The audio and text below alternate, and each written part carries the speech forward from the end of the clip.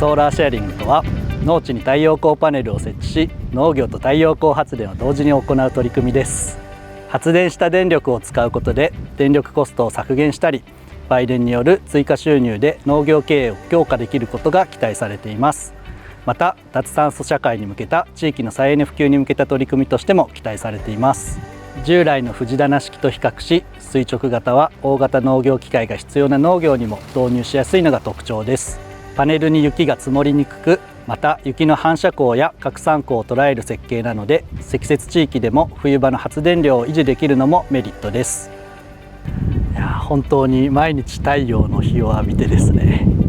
本当に農家さんの大変さっていうのがすごい毎日のように感じるんですけど、エネルギーと食っていうものを2つやるっていう本当に新しい取り組みっていうのはすごい意味のあることだなっていうふうに感じてます。多少日陰になるからこう生育とか少し落ちたりとかするのかなと思ってたんですけど、今年猛暑っていうのもあって、多少逆に日陰になることで逆に生育良かったり、その水分が蒸発しなかったりとかで適度な水分を保持してくれてるから、かなり立派なのができてるんですごいなっていうふうに思いました。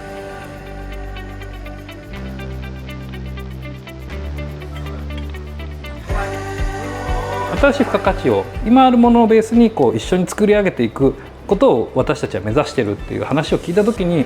これが新しいソーラーシェアリングというか、本当にここにマッチしそうな事業をやられている方たちだなというのが入り口の印象でございます。被災地である東松島ですので、広大な敷地が生活のできない場所になってしまったっていうのもあるんですけど、そこが農地に変わって生活の糧になっていく中で、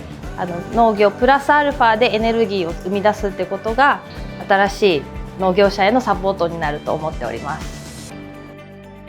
これまでやっぱり農業だけでご飯を食べていったりですとか、きちんと生活をしていくことっていうのが、相当工夫をしなければいけなかったり、すごいチャレンジをしなきゃいけなかったりっていうのが、このソーラーシェアリングのエネルギーと農業を組み合わせることで新しい可能性が出てきたらいいなと、自社でもチャレンジをしたいですし、チャレンジする人たちのサポートもしたいなと、そんなふうに思ってます。すごく潮目が変わったと思うのは、やっぱりこのウクライナの問題が出てきてからね、今までは食料にしろエネルギーにしろどっちかというと人事だったのが、餌とかね、肥料がどんどん上がってくる、電力代もうなぎ登りっていうのがで、自治体が食料かけるエネルギーでなんとか自分たちで頑張らなきゃいけないよねっていう風になったじゃない。